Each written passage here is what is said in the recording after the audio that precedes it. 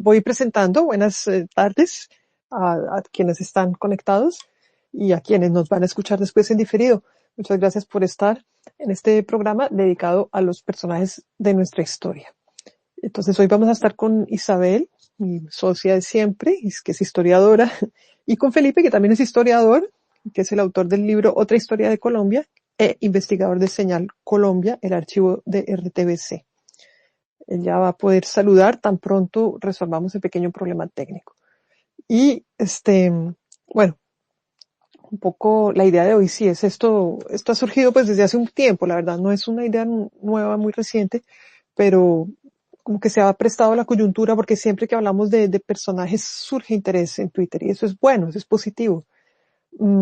Y bueno, y fuera de eso, realmente yo creo que cuando se habla de historia, es decir, los colombianos, aunque no nos estén enseñando la historia, si uno logra como traer personajes o situaciones, yo creo que existe una curiosidad y eso me parece muy sano. Y hoy en este space hemos preguntado a las personas por sus personajes y mucha gente ha dejado comentarios, ha dejado nombres, ha sido muy bonito. Entonces hoy va a ser un space en el que conversamos con ustedes.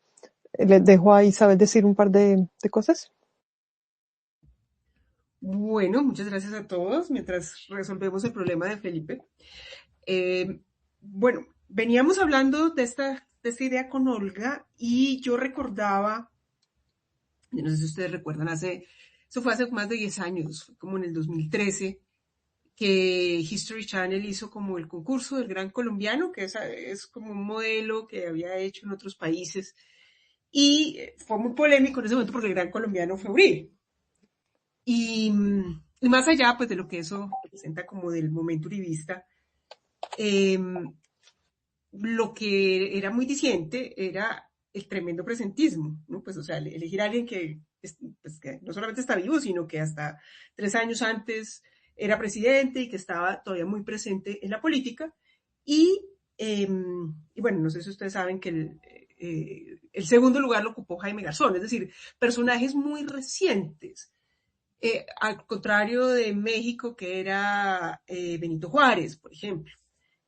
Y entonces es interesante hacer ese ejercicio que, ahí veo a Diana, me alegra mucho, de pensar con un poquito más de perspectiva y de referentes comunes de nuestra historia, de nuestro pasado. Y ha sido pues muy bonito ver las contribuciones de todos. Varias, me llaman mucho la atención, varias, por ejemplo, la segunda mitad del siglo XIX, que es un periodo que a veces tenemos como perdido en nuestra conciencia histórica, otras muy interesantes sobre mujeres, por ejemplo, sobre personajes de las luchas sociales, de las minorías. Entonces, pues queremos como apropiarnos un poquito del espacio de la reflexión sobre nuestros referentes comunes. Y pues antes de darle espacio a que nos comenten los que han dejado sus nombres, los nombres de los personajes que les parecen interesantes o admirables, pues quiero darle la bienvenida a Felipe y si quiere él empezar contándonos también qué personaje de nuestra historia él considera que es admirable o pues ojalá admirable, como dices, o por lo menos muy interesante. Muy bueno, muchísimas gracias a Olga y a Isabel, como siempre, por la invitación y a todas las y los asistentes que nos están acompañando. Yo creo que es difícil, y por lo menos para mí lo es, y yo creo que para muchas y muchos colegas también, porque a veces los historiadores hacemos un esfuerzo grande por colectivizar también el conocimiento histórico, es decir, de interesarnos más en, eh, en los procesos conducidos colectivamente en las sociedades, sobre todo pues a veces desde lo traumático que para la disciplina histórica y para su reputación entre el gran público puede ser el riesgo de individualizar los procesos históricos, ¿no? Y de concentrarnos más en historias heroicas que en procesos mucho más complejos, sociales, económicos y políticos. Eso de ninguna manera exime la posibilidad de fascinarnos y de reconocer también que hay individuos que por razones que pueden ser de una iniciativa individual concreta, pues pueden ser reconocidos colectivamente como agentes de transformación, ¿no? Y bueno, yo creo que eso también se constituye en un desafío valiosísimo para reconocer individuos a los que les debemos mucho de lo que hoy somos, de cómo entendemos también las iniciativas de cambio, de cómo se ha construido la Colombia actual desde la perspectiva más amplia. Si me preguntan hoy, de pronto no son los mismos personajes que voy a mencionar yo mañana. Un personaje como Quintín Lamé, pero no precisamente por las cosas por las que se enaltece, por ejemplo, me encantó por ahí que nuestra colega Diana, que la veo aquí conectada, mencionara a alguien tan fascinante como Juana Julia Guzmán.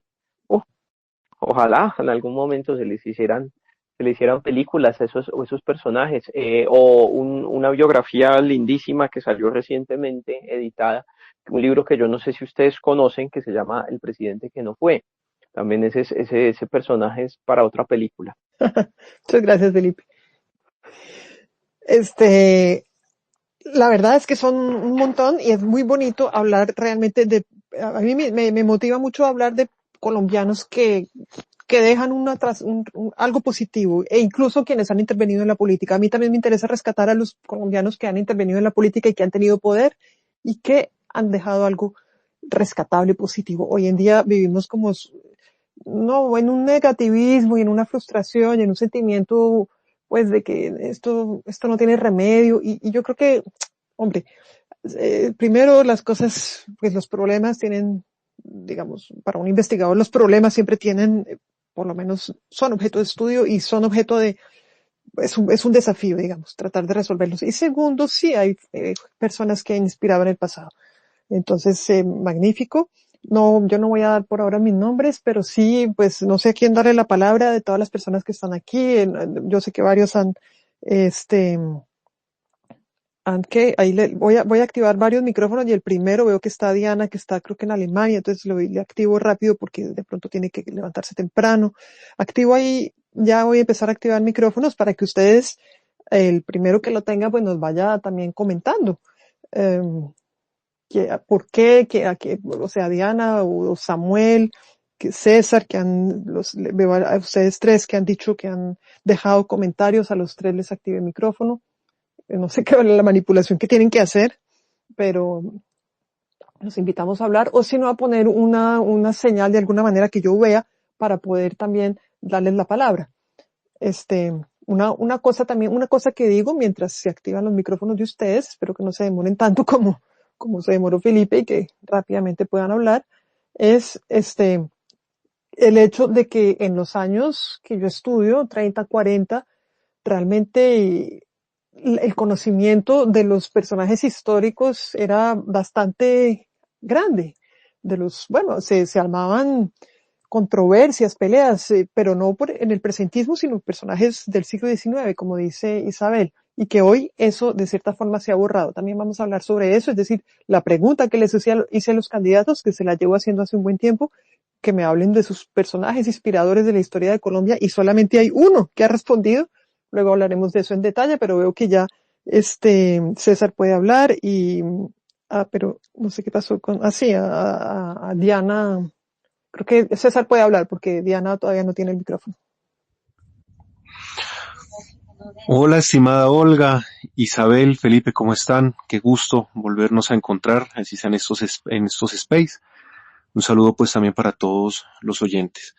Bueno, como hicimos el ejercicio, pues Olga, tú que lo iniciaste de empezar a dar a conocer pues algunos personajes, yo propuse a José María Espinosa. Pero pues como ustedes y como lo hemos hablado Olga, aquí en Pasto, allá en Bogotá, con Felipe también allá en Bogotá, cuando tuvimos la oportunidad de conocernos en la Quinta de Bolívar, hablamos acerca de ese realismo, y sobre todo Isabel, pues que nos regaló esa obra, pues Pasto al borde de la nación, que también es muy interesante y habla respecto a todo ese asunto de nuestra etiqueta de realistas furibundos. Pero en ese orden, Olga, Felipe, Isa, me propuse también buscar otro personaje que se llama, no sé si ustedes lo han escuchado, el coronel Manuel de la Barrera. ¿De pronto ustedes lo han escuchado? No, yo no conozco. No sé Isabel que conoce tantas cosas y Felipe, yo no lo conocía. Ajá.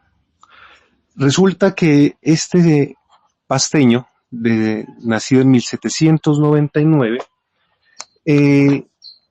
fue uno de los pocos, si no es que hasta ahora es el único que fue condecorado como militar por San Martín, por participar por ejemplo, en la batalla de Maipú y en el inicio de la campaña libertadora en el Perú y a posteriori también condecorado por Sucre y por Bolívar.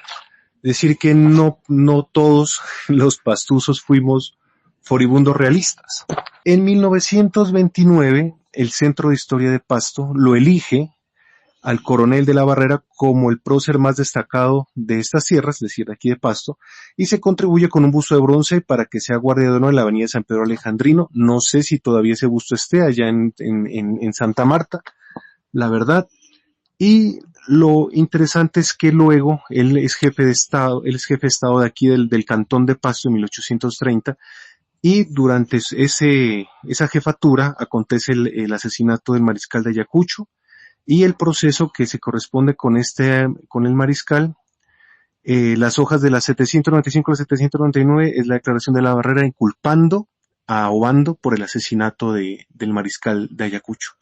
Es decir, que un personaje que casi es prácticamente desconocido, incluso aquí en Pasto es muy, muy, muy poco conocido, cómo fue relevante y rompe con ese paradigma que podemos establecer de que todos los pastuzos fuimos realistas. Por eso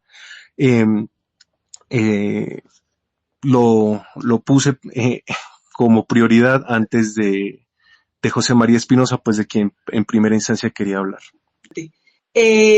Bueno, Diana, pues compartirnos un poco de lo que nos contaste, sobre todo un par de personajes muy, muy interesantes que nos compartiste en Twitter.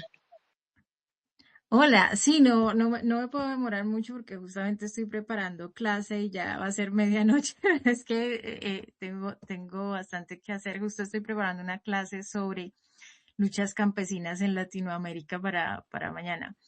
Y me acordé, pues, de dos líderes campesinos muy ilustrados que realmente quizá podrían darnos clase un poco de sus ideas democráticas y socialistas, sobre todo de sus lecturas, porque eran amantes de la lectura. Me refiero a Juana Julia Guzmán, que fue una lideresa en la costa Caribe, que junto con Vicente Adamo crearon el baluarte campesino Loma Grande, si no estoy mal se llamaba, si mi memoria no me falla.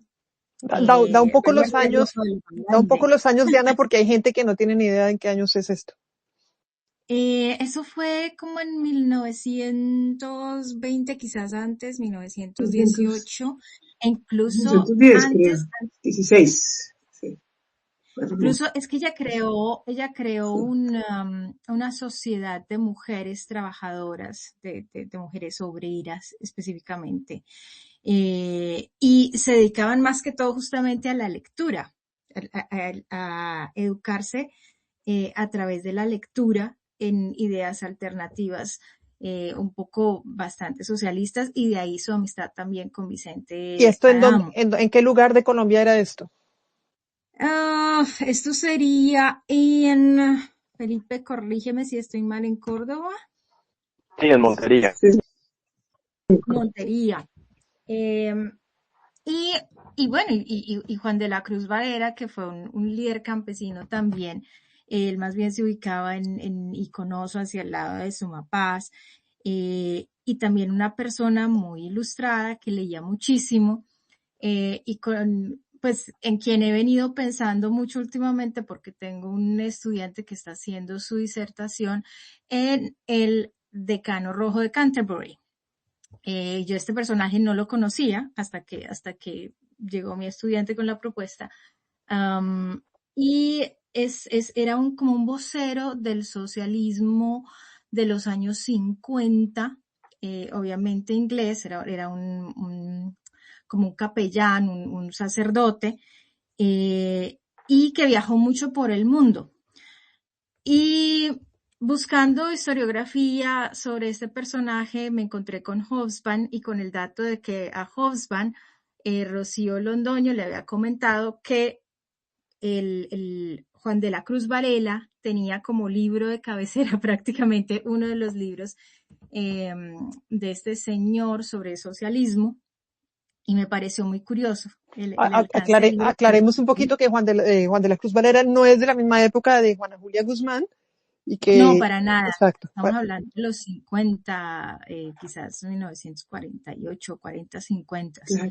De hecho, él fue parte de esos enclaves campesinos que fueron atacados en la época de Rojas Pinilla, cuando pues ellos estaban incursionando un poco en ideas comunistas, y el comunismo, pues, o las ideas comunistas fueron prácticamente prohibidas en ese momento.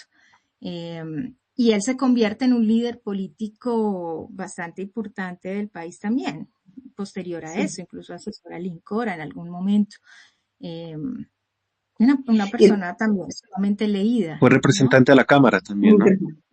Sí. Y él de la zona, su zona de influencia era como el Sumapaz, ¿no? Sí. El Sumapaz, el oriente del Tolima, básicamente en Iconos. Sí, se ha escrito. Rocío Londoño es quien ha escrito bastante sobre Juan de la Cruz Varela. Es un personaje realmente fascinante. Yo creo que sobre Juana Julia Guzmán hay menos, quizás, que entiendo, ¿no? Pero que hay ahí, menos documentación. Orlando Falsborda en la historia doble de la costa habla de ella y de lo que ella encabezó, ¿no? Sí, correcto. Perdón.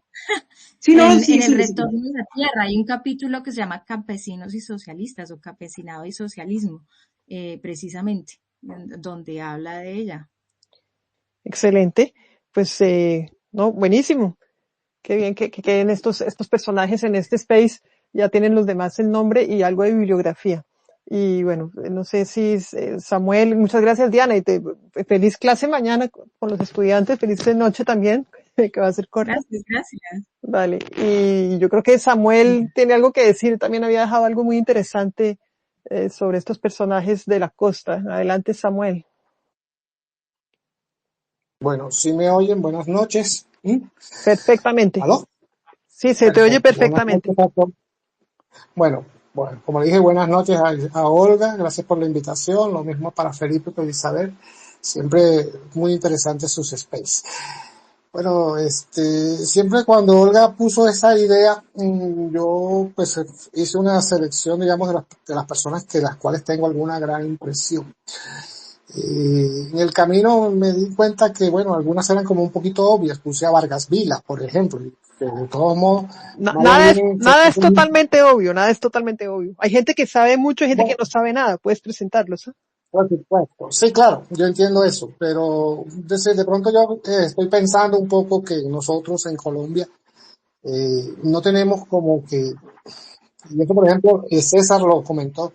Muy posiblemente tenemos no sé, de pronto estoy equivocado, tenemos como unas figuras que de pronto más allá de pronto de Bolívar y un poco Santander, ¿cómo se llama? Que digamos estemos de acuerdo, que contribuyeron al país y que son estudiados y cuestionados, pero que se acepte que su influencia fue enorme, obviamente. De pronto estoy haciendo esto muy generalmente. Y bueno, yo como costeño me uno un poco a César en ese sentido de que las figuras estereotipadas de los costeños que creó perdónenme la comparación de que los costeños no pensamos, sino que somos flojos y nos pasamos en fiestas, que tantos años viéndonos retratados en la playa en Sábados Felices, yo soy de esa generación, de alguna manera tiene mucho de injusticia. Pero bueno, son cosas que pasan. Y como le comenté a Olga en su momento, hay una generación de intelectuales costeños, sobre todo nacidos alrededor del centenario, en 1910, pues, contribuyeron mucho para la educación y la vida cultural del país, incluso. Entonces menciono, por ejemplo, en mi memoria, rápidamente al profesor José Francisco Socarrás, tal vez uno de los iniciadores del psicoanálisis en Colombia, que entiendo trabajó en la Universidad Nacional y fue maestro de generaciones. Menciono al profesor Rafael Carrillo Luques, vallenato, que era de Atanquis, un corregimiento de Valledupar, que fue también otro de los filósofos fundamentales también para la educación y la enseñanza de la filosofía. De pronto, ¿cómo se llama? Menos conocido es ¿vale? Sí, no sé, Menos conocido sonaron unos aplausos a estos intelectuales, pero sigue adelante. Ajá. Bueno, el otro menos conocido, porque pronto lo descubrí hace poco y es muy interesante, es el doctor Rafael Tovar Ariza, que fue geógrafo y un especialista en meteoritos, lo que llamaban en esa época urolitos. Tovar Ariza murió muy joven realmente, a los 60 años. Fue director de la Normal Superior en Colombia y fue fundamental sobre todo para hacerlas concretar las ayudas de las fundaciones americanas, en ese sentido. Y bueno, no está también de más recordar a Luis Eduardo Nieto Arteta, tal vez el primer intelectual que usó las ideas marxistas para el análisis en Colombia. Entonces, digamos, esa generación, digamos, de pensamiento fue fundamental para construir educación en el país, y muy posiblemente sin ellos no sería entendible una figura como la de Orlando Falsborda, pienso yo. Y bueno, esa sería mi primera reivindicación. Ahora, yo a nivel de políticos siempre he tenido una gran admiración por Carlos Eugenio Restrepo, que fue presidente de Colombia, por su política de la concordia, en un momento en que era necesario, digamos, bajar el enrarecido clima político después de la Guerra de los 1000 días y la separación de Panamá. Restrepo fue, ustedes saben, presidente y después fue ministro de Olaya Herrera del gobierno y uno de los principales colaboradores partidarios de la ¿cómo se diría? Que trabajaran juntos liberales y conservadores. Y Carlos G. La cohabitación, pues, de la convivencia. La cohabitación, yo no sé cómo sí, la cohabitación, digamos que el país por encima de los partidos, en fin, todas esas cosas que siempre conocemos. El algodón entre dos vidrios, creo que era la metáfora que usaban. Puede ser, sí. La Unión Republicana, correcto. Y recordemos que de todos modos, ¿cómo se llama? Con Olaya Herrera fue canciller, se llama, y fue sin duda, Carlos G. le debe mucho. Olaya Herrera le debe mucho a Carlos C., que además Carlos G., y eso me vine a enterar hasta hace muy poco, era algo anticlerical, pese a ser conservador, rechazaba totalmente la injerencia de la Iglesia, que consideraba excesiva, aunque no pudo hacer mucho, pero bueno, ese es uno. También, pues, yo hace poco estaba recordando también a la figura siempre muy, muy discutida y muy polémica, pero muy necesaria, de Luis Antonio Robles, el negro Robles, el guajiro, que por cierto era de Camarones, que eso es un corregimiento bastante feo, por cierto, de Río Hacha, donde también nació el almirante Padillo. Robles era un mulato que fue secretario del Tesoro, rector de universidad, tuvo que enfrentar el racismo. Hay un episodio disculpa, Samuel, yo no sé nada del negro Robles. ¿De qué años estás hablando? Bueno, él nació en 1849. El papá era blanco y la mamá era negra. Yo no sé, no me queda claro si era Liberta, lo que llaman ya, porque todavía no sabe eso. Robles fue educado en Bogotá, en la universidad, ahora se me escapa el nombre. Como le digo, ya a los 26 años trabajó, si no estoy mal, creo que con Aquileo Parra. Formó parte de el vestíbulo de la Cámara de Representantes lleva su nombre. Y tiene sí, su retrato. Así es, exacto. Entonces, el negro Robles era famoso, pues evidentemente, un liberal radical, de esos que ayudó a, digamos, a abrir caminos, para decirlo, y siempre ha sido un modelo para los sí, digamos, no lo llamemos marginados, sino de las periferias y las minorías. Él combina esas dos cosas, ¿no? De todos modos, un guajiro, cuando la Guajira era casi una intendencia no más, pues obviamente no, no, no es muy común. O sea, Oye, entonces, Samuel, muchas gracias por todos esos. Además, ¿sabes por qué? Porque se ven los lazos. Es decir, lo que tú acabas de decir es muy importante. Orlando Fassborda probablemente no sería quien fuese en esta generación de claro, 1910 que claro, acabas de citar. Olaya Herrera probablemente sí, no hubiera llegado donde llegó sin Carlos de Restrepo, que tenía pues esta concepción, digamos, civilista, y Olaya Herrera también hizo un gobierno de unión nacional, y Gabriel Turbay pues no hubiera existido si no hubiera existido Olaya Herrera. En fin, todo es una cadena. Obviamente, entonces sí, claro. tiene mucho sentido hacer todo Y esto, esa, pero te propongo que termines con un comentario pequeñito para darle la palabra a otras personas que quieren no, decir algo. yo te voy a mencionar con ese, yo no, más que comentario, yo voy ¿cómo se llama? A mencionar a la última persona que se me ocurrió precisamente ahora que venía para acá, que también Colombia tiene que reconocerle que es una gran figura, que es el pintor Andrés de Santa María. O sea, indiscutiblemente, es nuestro único pintor impresionista y es autor de una obra que desafortunadamente está casi toda en Europa, entiendo, y una parte en el Museo Nacional, pero de Santa María debe ser mucho más conocido, por lo menos para el campo de la cultura. Pienso yo.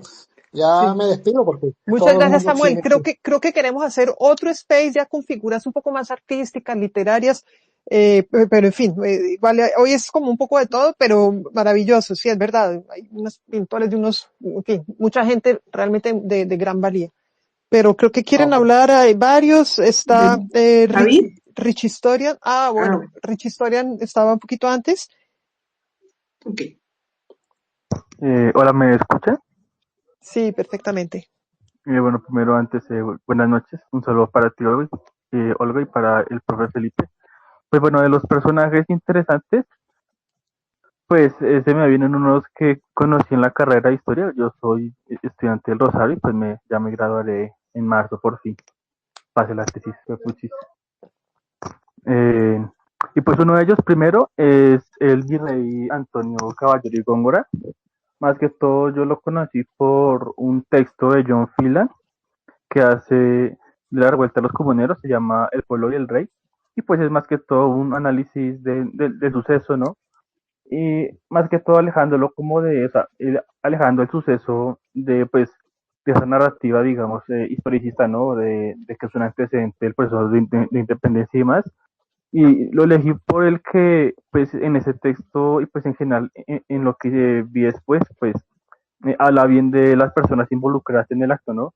De Galán, de Maratema Santos, de unos hermanos que no recuerdo, y pues de Caballero y Góngora, que fue el obispo que negoció ante la revuelta, ¿no? En Chiquinquirá, y que de hecho está en su escudo. Chiquinquirá, sí, es en Chiquinquirá, y lo elegí porque es un personaje, creo que en el ámbito colonial, siento que a veces se ven un poco alejados a ciertos personajes por el contexto pues de dominación española y demás, exceptuando digamos a los profesores de la independencia, ¿no? Como Caldas, o algunos intelectuales como Mutis. Y Caballero de Góngora me pareció muy interesante porque bueno, él llega como arzobispo a Santa Fe y es por ese hecho de negociación con la revuelta que pues, luego lo nombra mi rey, que pues bueno, se involucró mucho luego en la expedición botánica y sobre todo por la ayuda que tuvo sobre el proceso con procesos científicos en educación. Me parece muy interesante pues también un poco tenerlo en cuenta. Y otro personaje que es mucho más, digamos, académico, eh, es José Manuel Grut. Él fue, bueno, se le considera un poco con los historiadores decimonónicos, con Restrepo y demás, y lo elegí sobre todo por la dinámica, digamos, ideológica que tuvo José Manuel Grut. Bueno, pues José Manuel Grut fue un político y un pintor, y pues un pensador, primero liberal y luego recontraconservador, o sea, literalmente, como se diría, era morrongo para la gente morronga, era bien conservador, pero sobre todo lo escogí por su estudio en la historia, porque él hace una recopilación muy grande de historia que se llama Historia Eclesiástica y Cívica de la Nueva Granada, que lo escribió en 1870, creo que antes de morir. Y luego porque entre muchos de los historiadores que se conoce de Colombia, digamos de los decimonónicos o primeros, creo que no se les tiene muy en cuenta. No sé si es por su ideología, porque era pero es que era bien conservador, o sea, le tiraba bien muchas pullas a la Iglesia Católica. eh, en el gobierno de José Lario López escribía en periódicos con un seudónimo llamado Franny por esas, hacía comentarios bien ácidos contra todo en general, contra las coyunturas, por ejemplo, le tiró una muy grosera, esto lo descubrí en un texto que hace Sergio Mejía, de Cruz, en donde le tira mucho a unos niños que estudiaban en un colegio protestante, literalmente diciéndoles, es que ustedes estudian allí porque sus papás no los quieren y porque sus papás no quieren a Dios, algo así, pero más que todo por el avance que hizo en la construcción, digamos, histórica de ese momento, pero sobre todo en su coyuntura un poco ideológica, en la cual yo estoy un poco bien en contra, o sea, no es alguien que yo admiraría, pero por ese mismo hecho me parece un personaje pues interesante también un poco de conocer o de, digamos, entender el cómo pensaba, ¿no? Por ese sentido. Súper. Es decir, o sea, es Muchas más, gracias.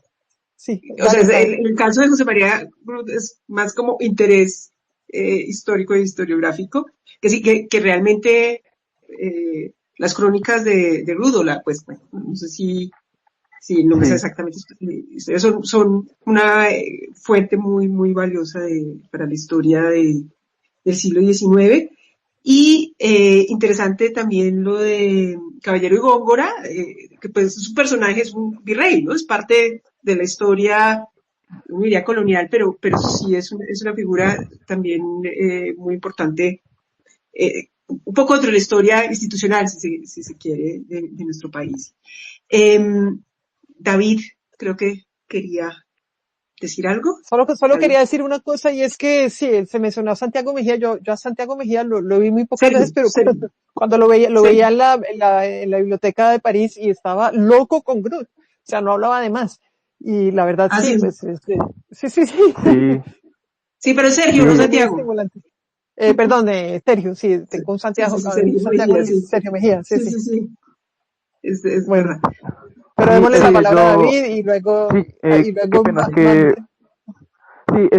sí, es que yo desarrollé un balance historiográfico y claro, me encontré con ese libro de Mejía y es como, uy, qué gonorrea este man, pero es interesante.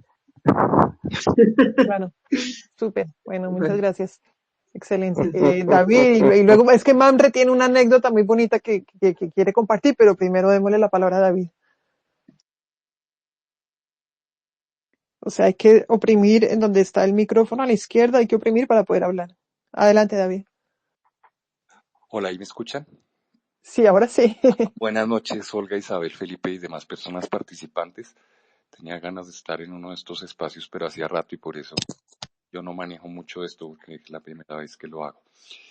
4 cosas rápidas. Una, ahora que lo mencionaban, yo creo que Vargas Vila y Osorio Lizarazo, Vargas Vila porque era el autor de cabecera de mi papá, que lo increíble es que no contemos en este país con 2 biografías suficientemente completas sobre ellos. Otro personaje es José Cuatro Casas, prácticamente el sucesor moderno de José Celestino Mutis con todo el trabajo que hizo en materia botánica. Eh, para darle solo un dato, fue el que preservó todos los dibujos de la expedición botánica de los bombardeos de Franco en el Museo del Prado de Madrid. En tercer lugar, pues ya me meto con el que había seleccionado para hoy, Camilo Torres Restrepo, Jorge Camilo, y quizás 2 datos, que esto tiene que ver con el space que ustedes vieron la vez pasada. Una que casi nadie sabe, que la familia Torres Restrepo le legó a un sacerdote, Jaime de Jesús Díaz Castañeda, todo el archivo de Camilo.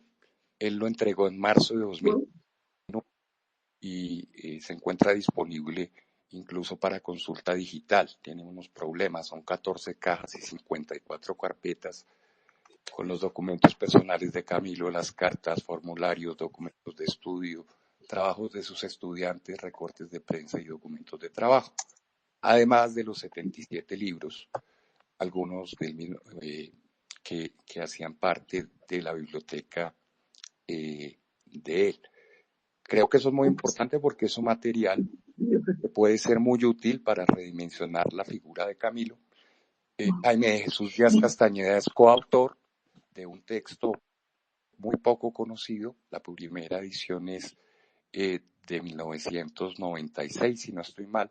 La última en Ecuador de 2009, que es la más completa, que se llama Camilo Torres Restrepo, Mártir de la Liberación, que incluye además una carta que les envió a los autores Monseñor Pedro Casaldáliga, el brasilero, a propósito de esa publicación y del significado de Camilo en América Latina. Entonces, pues esa creo que muestra una cosa que hay que pensar en este momento, y es que hay muchos trabajos dispersos sobre Camilo Torres Restrepo, pero que se conocen muy poco, tanto en el país como fuera del país. Y termino diciendo que hay que volver a la figura de José Antonio Galán, y ahora que nombraban a Caballero y Góngora, que se refirió a los cuartos y la cabeza de Galán y de los otros dos comuneros, como esas funestas reliquias, que tengo un ensayo ahí pendiente, vamos a ver si sale. En Colombia solo se han documentado 3 casos sobre un tipo de muerte que particularmente en Gran Bretaña, en el mundo anglo, fue muy común, y es la pena del arrastramiento, la pena ser arrastrado, ahorcado y descuartizado. Hasta ahora yo he identificado que solamente se han documentado 3 casos de esa pena, y uno de ellos justamente es Galán, aunque al parecer no pudo ser arrastrado, pero la necesidad entonces de recuperar eso con otro caso que es un cacique, a partir de una sentencia que ya transcribió de manera completa Languedoc como hace como unos 15 años, que además él en la transcripción le ponía atados a la cola un interrogante, porque claro, él no sabía que la pena consistía efectivamente en ser arrastrado, y normalmente el lenguaje que se utilizó siempre era que fueran atados a la cola al lugar donde primero iban a ser ahorcados a medias, luego entonces descuartizados, en algunas ocasiones eviscerados. Dejo por ahí. Bueno, una cantidad de cosas. Una sola cosa, una cosa inicial, digamos, sobre Vargas Vila. Sí sé que hay alguien que ha trabajado muchísimo, es una mujer, estoy tratando de recordar el nombre, pero no la tengo. Ha trabajado mucho sobre su obra y creo también sobre su vida. ¿Cómo es que se llama ella? Bueno, no la tengo ahorita presente. Y lo de los fondos de Camilo Torres y todo esto, sí, sobre Camilo Torres hay muchísima producción, en efecto, muy dispersa, pero yo no sabía que la familia le había legado a una persona las cajas y los documentos. Entonces, es absolutamente... Y están en el Archivo General de la Nación ya, e incluso de manera digital. Lo que pasa es que parece que a veces hay dificultades para poder consultar algunos de esos documentos. Están digitalizados algunos de ellos. Bueno, pues es un muy buen dato, muy oportuno ahorita, entre otras que el domingo van a llevar los supuestos restos a la capilla de la Universidad Nacional, y pues vamos a estar seguramente hablando de nuevo sobre Camilo Torres, pero bueno, nosotros hablamos ya hace 8 días bastante hace 15 días que hicimos el space sobre él. Pues muchas gracias por esas contribuciones, Felipe y Isabel. No sé si quieren comentar algo, damos la palabra a otra persona.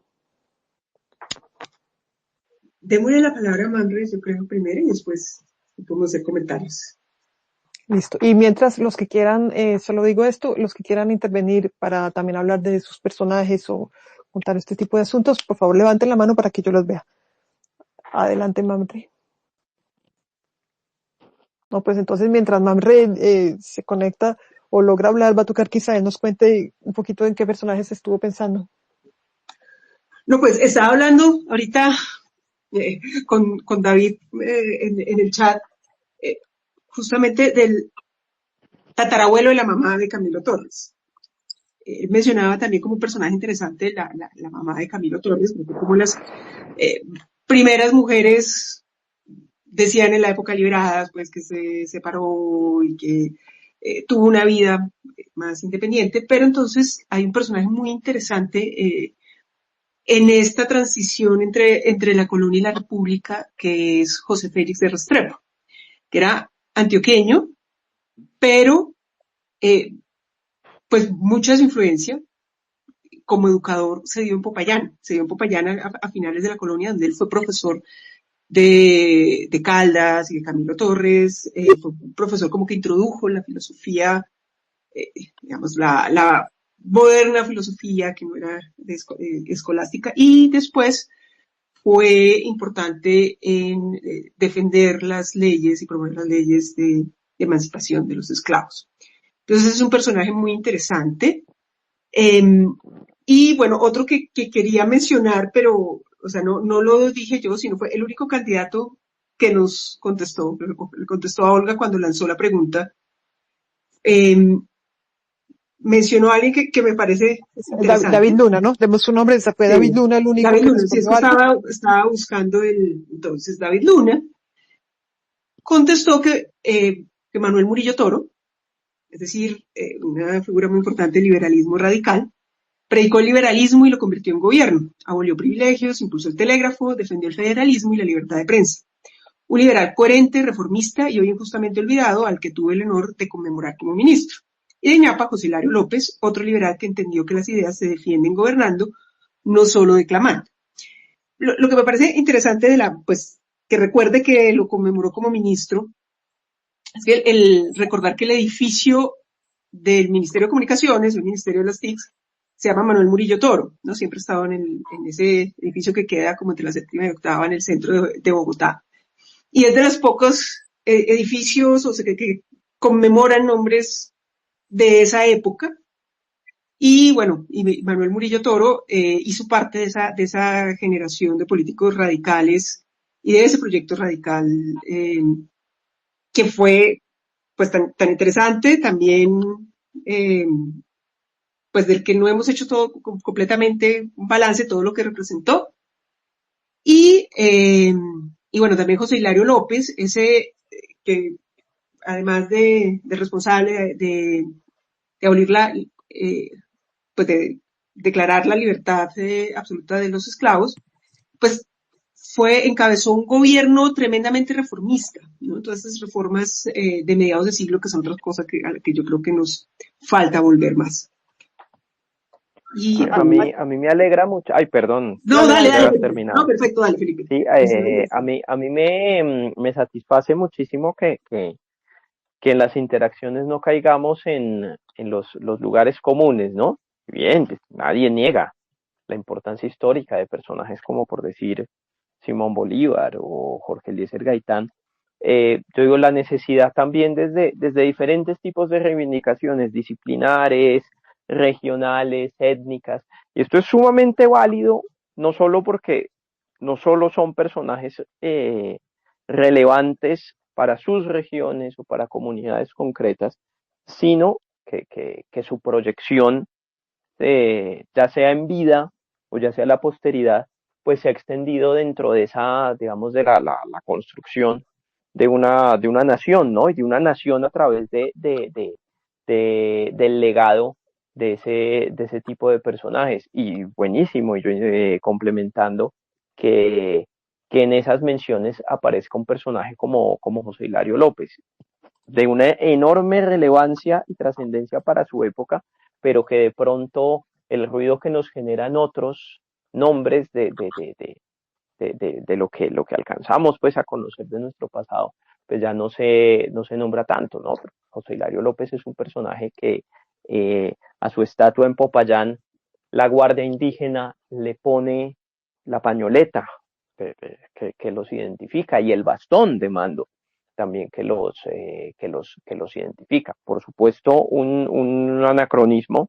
En los tiempos de José Hilario López no existía la Guardia Indígena, pero la posibilidad que dentro del movimiento indígena del Cauca se reivindique el papel histórico de un personaje de la élite de Popayán, que no es indígena, por supuesto, pero que compartían causas comunes, ¿no? No en vano combatieron juntos en la guerra de independencia contra ese cliché que se repite tanto en redes sociales como esta de que los indígenas, y particularmente los indígenas del actual departamento del Cauca, no apoyan el movimiento independentista. Excelente. A mí me sorprendió que David Luna, pues que yo siempre lo he identificado como un político que ha estado del lado conservador, reivindicara a Manuel Murillo Toro y a José Hilario López. De hecho, le hice la pregunta esta mañana, le dije, explique un poquito, ¿por qué? O sea, curioso. Además, bueno, alguien me dijo en Facebook, y de hecho creo que yo lo había visto, pero lo había olvidado, que el abuelo de David Luna fue un liberal muy importante en Santander, David Luna Serrano, hasta turballista debió ser. Lo cierto es que, pues, el decir que estos personajes, bueno, no sé si fue porque fue ministro y que entonces descubrió a Murillo Toro, porque eso también pueden ser coincidencias, pero me pareció interesante que haya sido el único que haya respondido y que respondió de esa manera. Y bueno, ya espero que más adelante podamos hacer un space sobre el uso o el conocimiento histórico o el uso que hacen de la historia o el no uso o el olvido total. El otro día puse una foto de Juan Daniel Oviedo que está haciendo un discurso y la biblioteca que tiene detrás es la historia extensa de Colombia. Pero pues él es el que nunca responde, no sé, lo usaba como de adorno, esa biblioteca ahí atrás, y además ninguno otro realmente responde a este tipo de asuntos, o estarán muy ocupados, qué sé yo, demos el beneficio de la duda. Pero pues eso ha cambiado, ¿no? Pues tenemos un presidente que sí se la pasa hablando de ciertas obsesiones, de Bolívar y de Melo, muy, muy fuertemente, y que trata a Santander de sicario. Me ha también sorprendido que no haya habido una respuesta, pues, poco firme de los santanderistas. Esto sería impensable en los años que yo estudio. En los años que yo estudio, en los años, pues, no sé, digamos 40, 50, 30, Santander era, esencialmente era la figura insigne de los liberales, más respetada. De hecho, Bolívar se identificó mucho más con los conservadores y Santander con los liberales. Y pues tratar a Santander en esos términos, no sé, no he visto, ¿no? También no es que yo lea todo, ¿no? Pero uno no está al tanto necesariamente de todo, pero no he visto que haya una respuesta un poco firme a este tipo pues de frases que va soltando Petro, así nomás. En todo caso, sí, bueno, bueno, y otra cosa que estaba pensando es que no hay tantos monumentos sobre algunos personajes. Bueno, por ejemplo, José Hilario López, ¿dónde más hay? O sea, estos personajes tan importantes, tan centrales, no hay tanto que la gente pueda recordarlo en el espacio público. Hay varios de estos otros personajes, eh, pues que han hecho políticamente cosas de avanzada. No, me parece que, es decir, eso lo conversábamos con un argentino que me decía pues que en Argentina sí realmente es al revés, realmente tienen muy institucionalizados a sus grandes hombres y sus grandes mujeres. Por ejemplo, este argentino me decía, una mujer como María Cano tendría en Argentina una cantidad de avisos, de estatuas, de celebraciones, de escuelas, en fin, sería una persona realmente muy importante para la construcción, pues también de un imaginario, de luchas y de celebración de lo que fue ella. En Colombia, pues creo que no existe nada en torno a María Cano. Existe la película, pero digo, en el espacio público. No sé ustedes qué opinan Sí. de todo esto. Y no hay nombres de calles, ¿no? Nosotros no usamos casi los Sí, nombres. bueno, y también cuando se hacían con más profusión estatuas de bronce, el país era más pobre y hacer una estatua es caro también. Y hoy es rico y no se hace nada. No, hoy también es pobre. Bueno, hay una cosa ahí en ese sentido y es que pues la normativa a la hora de honrar personajes del pasado ha cambiado un poco, ¿no? Hasta hace no mucho, estamos hablando hasta hace 10 años, las leyes de honores muchas veces acostumbraban incluir esa adición de destínense recursos para un retrato de este personaje o un busto. Que yo conozca, si la última fue hace 11 años, la ley de honores a Carlos Gaviria Díaz, que incluía poner un busto uno en la Corte Constitucional y otro en el Salón de la Constitución del Capitolio. Todavía estamos esperando. ¿Qué pasa también ahora? Pues es que el Estado no tiene talleres de escultura, pero sí hay algo que tiene el Estado y son productoras audiovisuales. Entonces ahora la moda es ordenar, ya no hacer bustos, sino hacer documentales. Y pues eso se puede sacar más rápido, aunque depende también de la voluntad política. Que se haya hecho recientemente, extendiendo un poco más a individuos, el bicentenario de la batalla de Bomboná, a Marco Fidel Suárez, que tuve la oportunidad de participar en ese proyecto con Canal Institucional. Ahorita está la orden de hacerle un documental a las sufragistas, ¿no? A pesar, bueno, Una película, ¿no? bienvenido sea todo lo que exacto, bienvenido sea todo lo que se pueda hacerle un documental. No obstante, ya se han hecho varios documentales y una película argumental, que es esta famosa de Estimados Señores. También se hizo una serie lindísima, Gestas del Tiempo, que como todo lo de la televisión pública, nadie lo conoce, nadie le importa, pero pues ahí queda para uso de quienes de pronto se antojen, y de todas maneras hay que cumplir la ley, ¿no? Entonces no descartemos que en un futuro cercano también se cumpla esa norma de honrar a pues las sufragistas, ¿no? Ustedes saben, ¿no? Esmeralda Arboleda, eh, Josefina Valencia de Cuba, y pues todas sus mentoras que las antecedieron a principios del siglo XX. Ojalá sí incluyan a las antecesoras, porque no son solo las de los años 40, sino las de los años 30, de que bueno, ahí está el Congreso Feminista, que lo llamaron femenino, del año 30, con Georgina Fletcher, o sea, ojalá se acuerden de Georgina Fletcher. Yo siempre he querido que alguien haga un trabajo sobre Georgina Fletcher, muy importante, pero totalmente olvidada. Sería muy bonito. Aquí me están dando el nombre de la autora del libro sobre Vargas Vila. Samuel, muchas gracias. Se llama Consuelo Triviño Anzola. Y es el libro que se llama La Semilla de la Ira, Máscaras de Vargas Vila. Sí, yo recordaba que había un trabajo muy bueno. Y fuera de eso, Mamre, que no se pudo conectar, nos ha dejado me ha dejado unas notas. Una es la que se refiere a lo que comentó Diana, y es que él estuvo, voy a leer lo que me envía, nota al margen, estuve en el momento en que llegó un sacerdote español con un grupo de amigos y nos dijo, sepan que vengo del hospital de darle los sacramentos y ver morir a Juan de la Cruz Varela. Ese es algo, y creo que tenía más asuntos por decir, que me dice que no se pudo conectar, pero que pues que no le suena el micrófono. Olga, sí.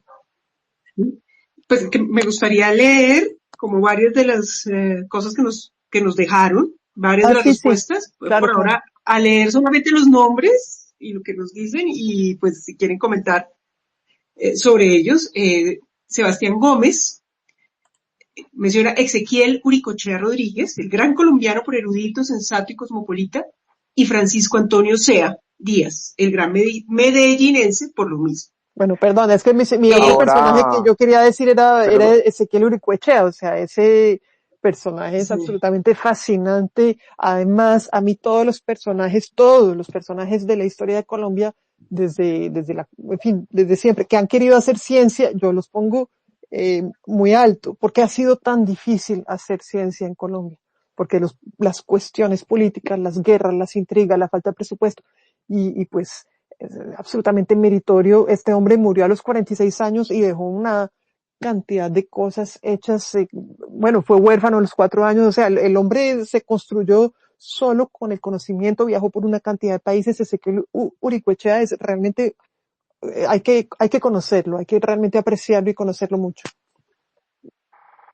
Y ahora que hay una disputa terrible y seguramente de aquí al domingo se va a poner peor, de un sector del profesorado de la universidad, los restos de Camilo Torres no sean enterrados en el campus, y ya pues han empezado a esgrimir el argumento de que cuando se ha visto una cosa de esas, más allá de los aportes que Camilo Torres haya hecho a la Universidad Nacional, pues precisamente en el Instituto Caro y Cuervo, en la Hacienda Yerbabuena, está enterrado Ezequiel Uricoechea. Muy buen dato. Y a propósito de restos que no pudieron enterrarse a tiempo porque hubo disputas al momento de su muerte, pues ni más ni menos que Antonio Nariño. Antonio Nariño, y esto lo cuenta muy bien nuestro amigo Arnovi Fajardo. Arnovi Fajardo es un historiador que no está en X, pero que tiene un canal en YouTube que se llama El Profe Historiador. Y ahí, él, le dedica capítulos a distintos asuntos de historia, historiografía, y tiene uno sobre Antonio Nariño, donde cuenta entre otras esto, que cuando Nariño muere, el cura que lo iba pues a enterrar no quiso hacerlo, porque bueno, había peleas políticas y en última no lo hizo, y los huesos estuvieron digamos guardados en la familia, y todo esto era medio secreto y no sé qué durante generaciones, hasta que al final, no sé, como 100 años después lograron enterrarlo. Que eso, ¿aló? ¿Sí? Que eso se parece a la prohibición que hubo en Medellín de un arzobispo muy conocido de siquiera celebrar la misa, la última misa, para Héctor Abad. Sí. ¿Ah, sí? De López Trujillo, si no estoy mal, ¿sí? Por supuesto. Sí. López Trujillo. Sí. En los 80, en los 90 incluso. Finales de los 80, sí. 80, o sea, esto es pues, sí. Grave. Y fue... Sí, bueno, @Mortumo habla también de Vicente Rojas Lescano, más conocido en el submundo ácrata como Biófilo Panclasta, que es un personaje también maravilloso sobre el anarquismo. Es un personaje absolutamente fabuloso, pero norte santandereano, de Chinácuta, y Biófilo Panclasta. Hay un libro está Orlando Villanueva ha escrito libros de una cantidad de personajes muy, muy fascinantes, incluido uno de Biófilo Panclasta. Yo no he leído el libro de él, pero pues sí quisiera, ¿no? Conseguirlo, y es una figura, otro que viajó desde, o sea, estuvo en todas partes, estuvo en Argentina, en Argentina hay un grupo de punk que tiene el nombre de él, estuvo en Venezuela, estuvo en Gomezuela, preso 7 años, como él decía, que escribió, un agitador tremendo, estuvo en Ámsterdam en el Congreso Anarquista, en fin, un personaje que en efecto hay que estudiar mucho más. Bueno, @SilencioFauno, José María Campoamor, el personaje que me inspiró a creer que la clave para el desarrollo de Colombia es poner al servicio de los más pobres las herramientas más efectivas del sector financiero. El padre Campoamor, jesuita, es el creador del Círculo Obrero, que es la caja social de ahorros, más o menos, y también el fundador de Villa Javier, del barrio Villa Javier. Camilo W.M. Da un poquito la fecha de Campoamor, los años de Campoamor. 1911, más o menos. Sí, principios del siglo XX. Sí. Camilo W.M., Rafael Uribe, por haber sido el primer político en preocuparse por los derechos de los trabajadores. Uribe, ese sí que es una figura absolutamente importante. Yo no sé, por cierto, aquí me acaba de decir Samuel que de María Cano hay una estatua en Medellín, un busto en Medellín, en efecto. El otro día, ahora que recuerdo, sí yo la fotografié, pero de Rafael Uribe, por ejemplo, no sé qué hay en el espacio público. Es una persona. El monumento en el Parque Nacional, que incluso llegaron a amenazar con tumbarlo con la obra de Transmilenio. Apóstol Paladín y Mártir. Sí. Ese es para Rafael Uribe. Y hay un Sí, porque busto en el barrio, Benjamín Herrera también, que pues muy dentro de esa, digamos, tendencia de los años 30, 40 de los barrios obreros la expansión de Bogotá hacia el norte y hacia el sur, y de recordar a esos, digamos, referentes del liberalismo Que era de finales. absolutamente, eran, decir, las procesiones que se armaban en todas las fiestas liberales de los años 30 y 40 eran a la tumba de Benjamín Herrera y a la tumba Bueno, de y Rafael hay Uribe Uribe. dos municipios colombianos, Uribia en La Guajira y La Uribe en el Meta. así es, no sabía que era por él. Sí, bueno, sí, uno ya empieza a Bueno, conectar, ¿no? Claro. bueno, Rivera en el Huila se llama Rivera por Rivera. Por José Eustacio, sí. Y Entonces, Codazzi, Rivera, sí. De y Codazzi se hecho, llama Codazzi, también por claro, Codazzi. porque ahí murió Codazzi, sí.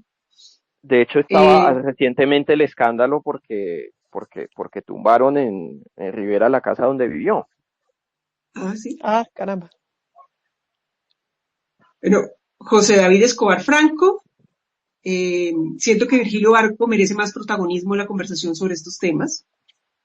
Leonel Alberto Miranda Ruiz habla de Nicanor Restrepo, empresario.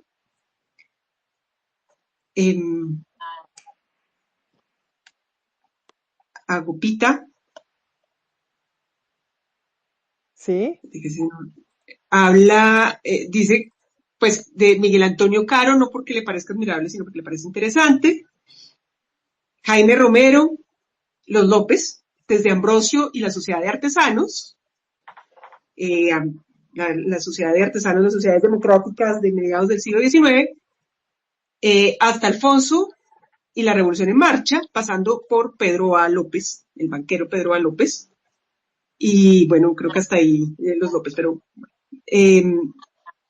Dan sí, no, esa Treas, López hay que parar un poco también, sí. sí, frutos Joaquín Perdón, Gutiérrez. Isabel, hagamos una pausa porque yo no me había dado cuenta que muy condimentada quería decir algo. Hagamos una pausa para que ya pueda comentar lo que quiere Hola, decir. Olga. ¿Cómo vas?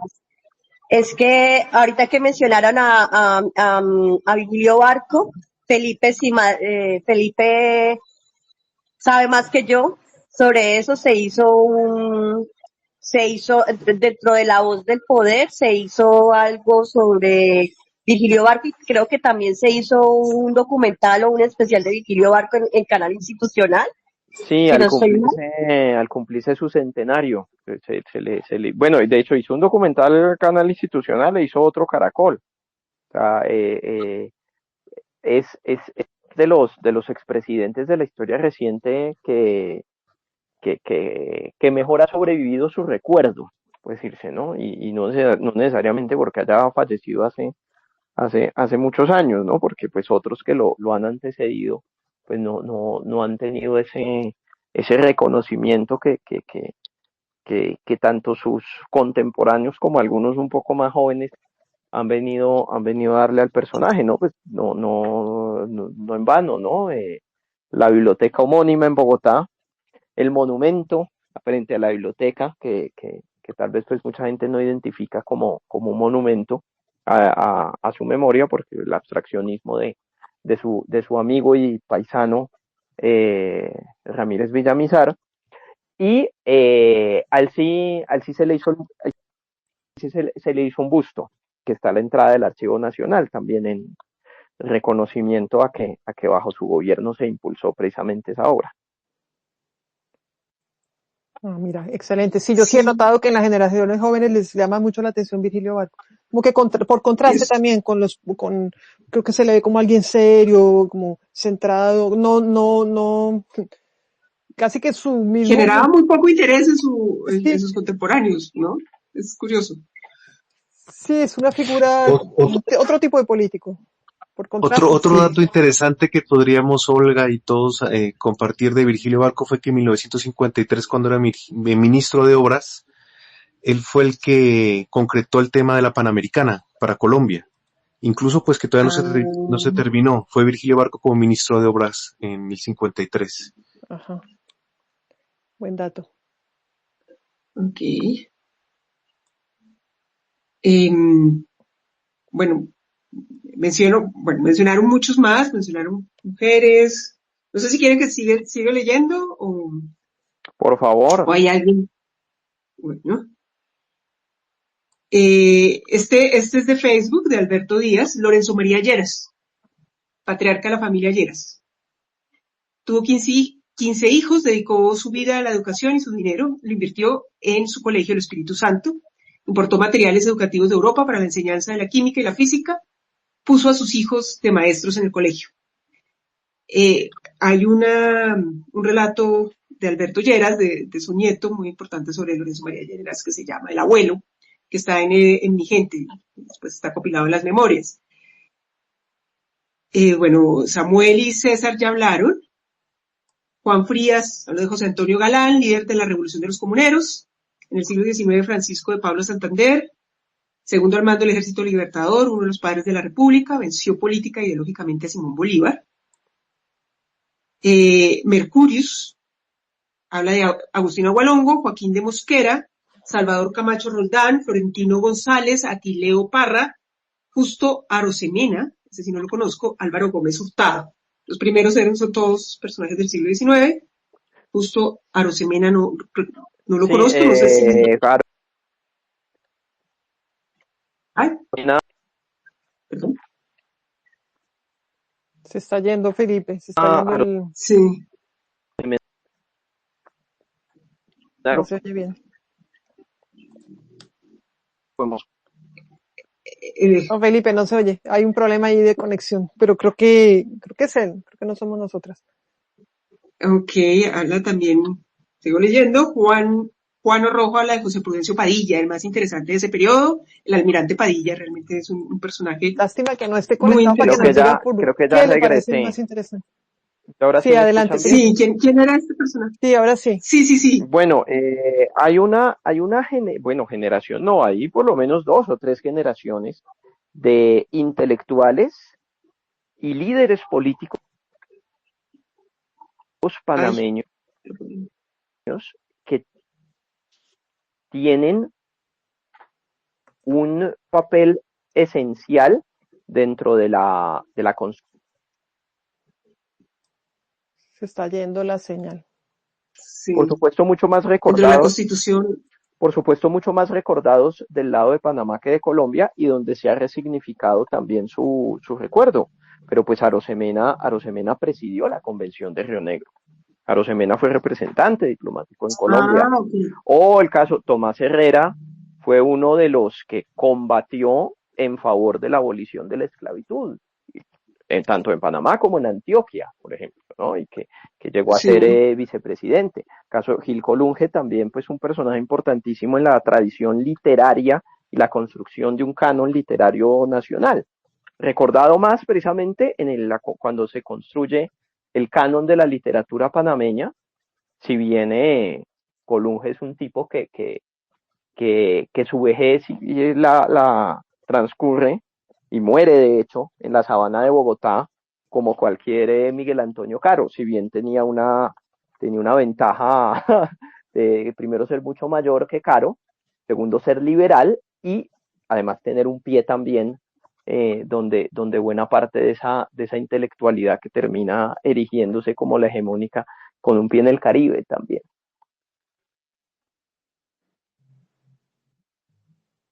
Excelente. Vale. Pero otro personaje muy interesante. Sí, claro que bueno. Padilla. Sí, bueno, también. Le están haciendo una película, de hecho.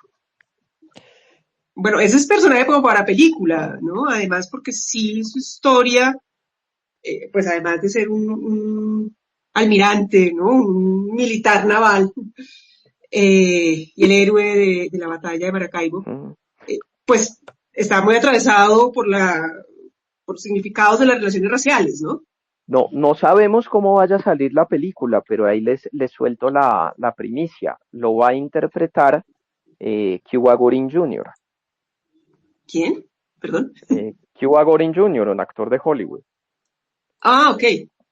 Sí, entonces no sé cómo vaya a salir el tema con un norteamericano. O sea, ¿va a hablar en inglés, Padilla? No tengo ni idea. No todo puede ser así como a Luis que nos está acompañando acá, a Luis interpretando a Santander, ¿no? A veces traen gente de ¿Ahí está Luis? Ah, sí, miren. Oiga, por cierto, los que estén aquí, que quieran hablar, por favor, háganme una señal. Ahí me parece que está versión 2026, suponjo que es Sonataopso. Entonces le estoy tratando, que no estoy segura porque la foto me sale chiquitica. Porque si quieren también intervenir, por favor, aprovechen que en este space sí se puede, en otros no damos tan fácil la palabra. Ahí David Martínez acaba de poner el busto de María Cano en la avenida La Playa de Medellín, está en el tweet, pues, debajo de la conversación. Muchas gracias por la foto. Sí, es Sonatapso, pero no, parece que no quiere hablar. Me gustaría saber cómo hace para transmitir todo esto a sus escolares. Por cierto, que nos han escrito docentes jóvenes que dicen que tienen muchos problemas para transmitir estos asuntos de la historia de Colombia porque no tienen manuales, no tienen, bueno, y que fuera de eso no hay convocatoria para historia, en fin, otro día creo que tendremos que realmente que reflexionar en serio sobre esto, sobre el pensum y sobre lo que se está haciendo en historia en la docencia escolar. Hola. Hola, queridos. Buenas noches. Al fin les conozco la voz a varios con quien interactúo constantemente por acá. Bueno, Olga, una precisión así chiquitica es que yo no soy maestro de ciencias sociales, entonces yo casi no me inclino mucho por el tema de personajes en la historia, pero sí he hablado más es como sobre literatura y a veces se habla sobre historia de literatura, pero trato de no hacerlo mucho porque la verdad es un poco pesado para muchos adolescentes, digamos, tocar exactamente algunos temas. Se ven algunos escritos, sí, pero no sé. Bien, sobre el tema de personas importantes, yo no sé si los han hablado. Yo tengo que pedir disculpas porque me corto a veces porque estoy haciendo otras cosas, entonces me desconecto un poco del space. Pero, a ver, dos colombianos que yo recuerde que en literatura, que para mí son muy importantes, tal vez Candelario Beso, el poeta del siglo XIX, y creo que José Asunción Silva, pues a pesar de como que la novela de José Asunción Silva es como más el tema de ser tan de malas, ¿no? Como de todo ese drama de quedarse sin billete, insolvente, y de cómo eso, pues bueno, y aparte de lo del romance con la hermana que está pues como es como su leyenda negra, ¿no? Hay otro poeta también que a mí me llama la atención bueno, Porfirio Barba Jacob, también, un tipo muy, digamos, totalmente distinto de su generación, que rompía como esquemas, que era pues como muy, pues también ahora sí uno hace la comparación y con Silva pues que era como muy señorito bogotano, pues este era como muy al contrario de todo, ¿no? Pues eso es como lo que yo les podría como decir. Gracias por dejarme hablar. Muchas gracias, profe, desde Villavicencio, ¿no? Sí, señora, con un calor terrible. Bueno, muchas gracias por los aportes. Nos están dejando fotos de Rafael Uribe Uribe, otros bustos de Uribe Uribe en la localidad Uribe Uribe. Está totalmente grafiteado ¿cómo se llama? El soporte. Y ahí también está Apóstol, Paladín y Mártir. Está la inscripción.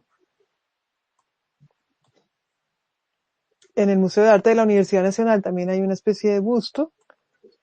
Y en la Plaza Central de Amalfi. David Martínez, gracias por esas... Sí, es un personaje que definitivamente las generaciones que inmediatamente lo sucedieron, digamos, le reconocieron su memoria de muchas formas, ¿no? Aun cuando ya no nos recordemos tanto, o sea, como para algo muy diciente. En una época en que el cine en Colombia estaba en la prehistoria y le llegaron a hacer dos películas, un documental y un argumental a Rafael Uribe Uribe.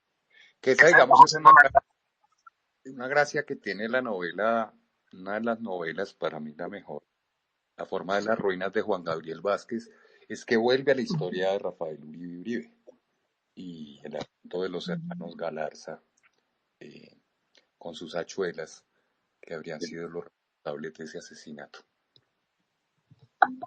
Sobre, De acuerdo, pero aparte de ese trabajo, creo que no existe una biografía. Pues hay un trabajo universitario sobre Uribe Uribe, por cierto, de un norteamericano, y es un trabajo antiguo, que lo volvieron, que lo editó y lo tradujeron como en el 2010, más o menos, tal vez un poquito después.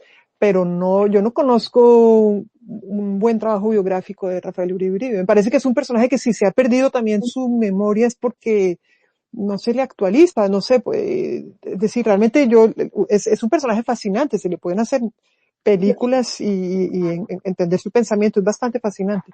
De acuerdo. Y el otro que lo retoma es Ferreira en la novela El año del sol negro. Ahí también, pero no aparece, pero completamente de acuerdo, no hay una biografía completa de Rafael Uribe Uribe.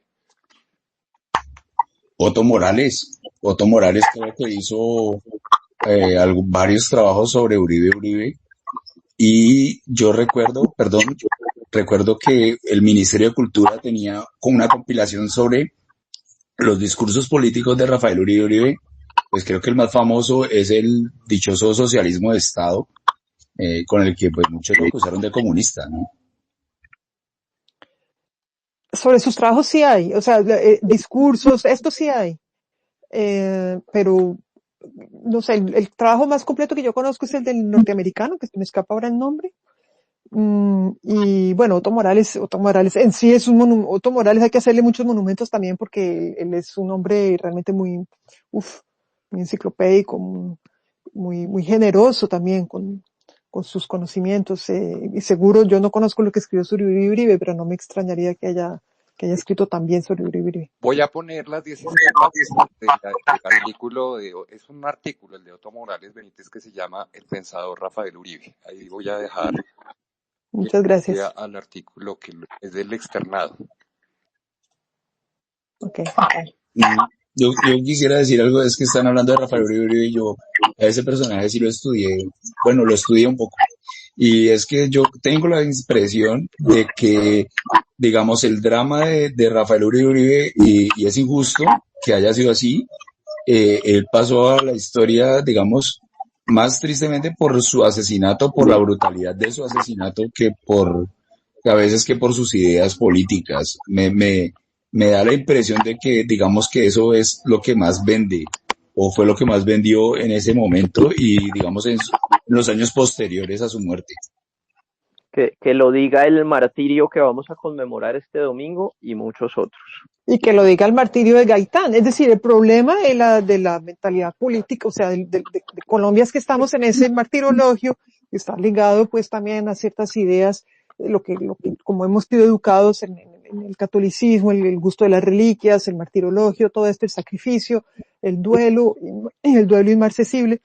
Y pues nadie realmente, ni el pensamiento de Gaitán se conoce realmente, ni el pensamiento de Uribe Uribe, ni el pensamiento de Camilo Torres. Entonces terminan profesores de la Universidad Nacional incluso oponiéndose a que una persona que hizo tanto por el pensamiento sociológico en Colombia como Camilo Torres y que fue su capellán, es decir, terminan considerando que era un guerrillero, como decir hoy, qué sé yo, Iván Mordisco, no tiene nada que ver Iván Mordisco, ni el señor, ¿cómo se llama? Manuel Pérez, ni no sé cómo se llama ahorita el del ELN, no tiene nada que ver con Camilo Torres. Entonces, sí, quedamos en esas imágenes, eso es deplorable. Que ahí cabe una de las afirmaciones de Gabriel García Márquez en Vivir para contarla, a propósito de Camilo. Yo creo que esta experiencia hay que interpretarla es en el sentido de que, por favor, no esperan a que el líder se muera para creer en él. Tenemos que creer en líderes vivos, escribió Gabo. Así es. No sé si Isabel, si seguimos leyendo, aquí veo que apareció Gerardo Molina también.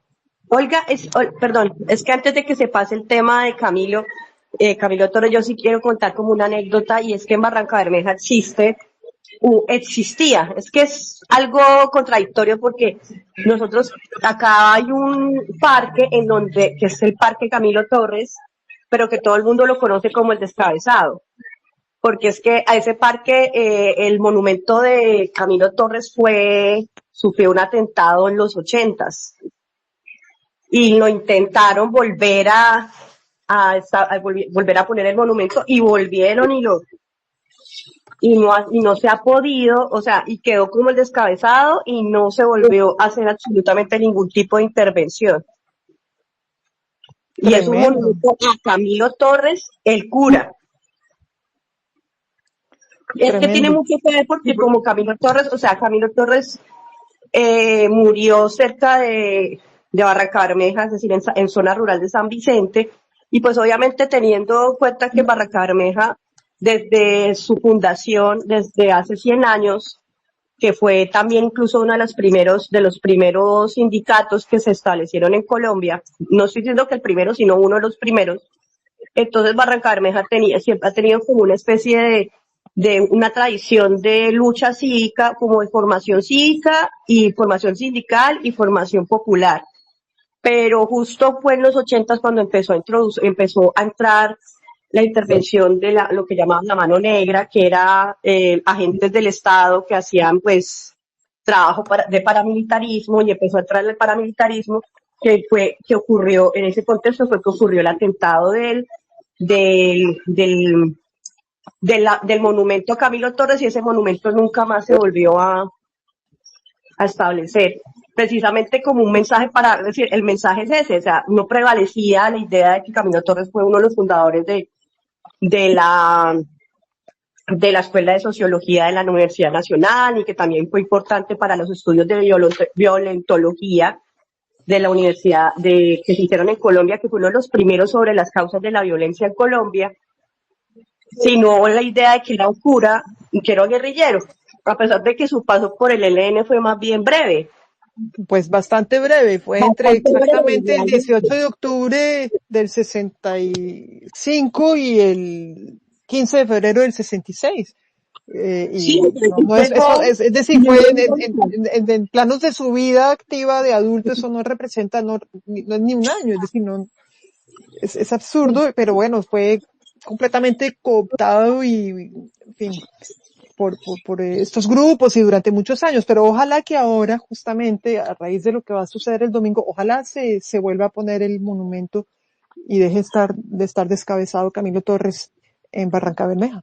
Vamos Ojalá, a ver, pues, porque eso está un poco complicado, porque digamos que de alguna manera en temas, en cuestiones ideológicas, o sea, en cuestiones de formación política, digamos que el propósito del paramilitarismo entre los 80s y 90s de alguna manera se cumplió. Y es que se ha perdido mucho como esa cultura política acá. Se mantiene gracias a los sindicatos y a las organizaciones como la Organización Femenina Popular, Credos y todo eso, pero en realidad ya no es tan masivo como lo pudo haber sido antes de los 80s, hasta los 70s, y la gente como que no pelea mucho por ese tipo de cosas, y ya quedó el referente del Descabezado, o sea, muy raro, la gente nunca va a decir Parque Camilo Torres, sino el Parque El Descabezado. de acuerdo. Sí, no, yo me he asombrado mucho pues de la violencia, la virulencia con la que muchas personas están reaccionando cuando yo digo que me parece, o sea, que admiro a Camilo Torres, que era un humanista, y me insultan, la gente considera que es esencialmente un asesino. Yo le dije, pero dígame a quién mató, a cuántas, no, bueno, en fin, hay un problema ahí muy, muy grande con Camilo Torres, pero, en fin, todo eso lo abordamos de cierta forma ya en el space pasado, pero, es verdad que se va a seguir hablando por los eventos que van a pasar este domingo. Bueno, ahí David Martínez puso el enlace al artículo del pensador Rafael Uribe, está en el tweet. Sí, Mamre al fin no pudo hablar. No, parece que no, tuvo acceso al micrófono, no sé. Sobre eso que decía Viviana, en Villavicencio también hay una historia, y yo la conocí, yo he vivido toda la vida en esta ciudad, y Y yo como hasta los 30 años me enteré de que aquí en Villavicencio hay un parque que se llama Carlos Marx. No tenía ni idea. Y queda en todo el centro de la ciudad y todo el mundo lo conoce como el Parque de los Varados, porque pues allá va la gente como a rebuscarse, ¿sí? Pero el parque en realidad se llama Carlos Marx y nadie, o Karl Marx, pero nadie lo conoce por ese nombre. Es lo mismo. Ve, no tenía idea. No, no debe haber muchos parques Carlos Marx en Colombia, ¿verdad? No conozco. Tampoco conocía, salvo hay que ir a visitarlo. No es Sí, muy grande, es un parquecito, es como una glorietica así chiquitica. Y allá la gente, pues, digamos, es de escasos, pues, la gente como a rebuscarse alguna cosa, y por eso lo llaman así, el Parque de los Varados. Pero, pues, el nombre, yo me enteré muy viejo ya, es Carlos Marx o Karl Marx. Colegios Camilo Torres sí hay varios. Ah, pero ahí puede ser Camilo Torres el otro. No, Camilo Torres Restrepo, sede uno en un municipio de Casanare, en Barranca, y un caso particular en Medellín, que se llama, el nombre del colegio es Presbítero Camilo Torres, o sea, enfatizando su Pero claro, perfil de sacerdote. Jorge Camilo, como le dice uno de sus parientes lejanos que se interesó mucho por Camilo, pues Jorge Camilo se llamaba Jorge Camilo, y él dice, yo lo llamo Jorge Camilo porque es como JC, Jesucristo. Uy. Bueno, aquí Provinciano habla de Gerardo Molina y Agustina Gualongo. Gerardo Molina, muy interesante, Gerardo Molina. Aquí CJ habla de don Guillermo Cano. Por cierto, de don Guillermo Cano, al quien le interese, la Biblioteca Nacional acaba de sacar 3 libros, uno inclusive con dibujos, caricaturas, o mejor, BD, bande dessinée, sobre don Guillermo Cano. Lo que pasa es que no existen los libros, van a una librería, no existen porque parece que el presupuesto no alcanzó para hacerlos impresos, pero se pueden descargar en el sitio de la biblioteca. CJ puso entonces Guillermo Cano, el ministro Rodrigo Lara, Diana Turbay, el doctor Gabriel Turbay, José Antonio Galán, Luis Carlos Galán, Antonio Nariño, Ofelia Uribe, son personajes interesantes. Y bueno, Mamre, lástima que no se pueda conectar para decirnos, le gusta Indalecio Líbano Aguirre, Germán Arciniegas, Nicolás Gómez Dávila, Carlos R. Restrepo, Rafael Uribe, Gabriel Turbay. Aunque bueno, en realidad Mamre nos ha dado muchísimos insumos de muchísimas personas, y muchas mujeres también. También, sí. También menciona a Suero. No, a Suero no, a Ancísar, perdón. Ancísar, a Manuel Ancísar. A Manuel Ancísar. Aquí está. Lo que pasa es que tengo un poco un problema técnico. Se me bloqueó en la pantalla del celular. Oímos bien, Isabel, no hay problema. Bueno, no, porque quería leer lo que escribió Manre sobre Manuel Ancísar, pero no puedo, porque está bloqueado. No importa, pero es un personaje muy interesante, es un personaje, primero su historia personal, ¿no? Porque él nace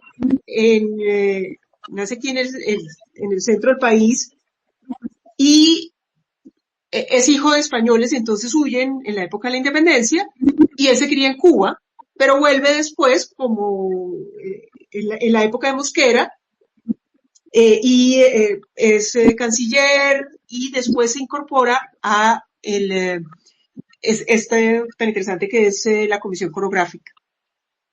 Y escribe un diario muy famoso que se llama La Peregrinación de Alfred. Y además es también parte de los luchadores liberales y de los políticos pues que reivindican todo el ideario liberal, pelea contra Espina Rodríguez. Entonces sí, son personajes de este medio del siglo muy interesantes.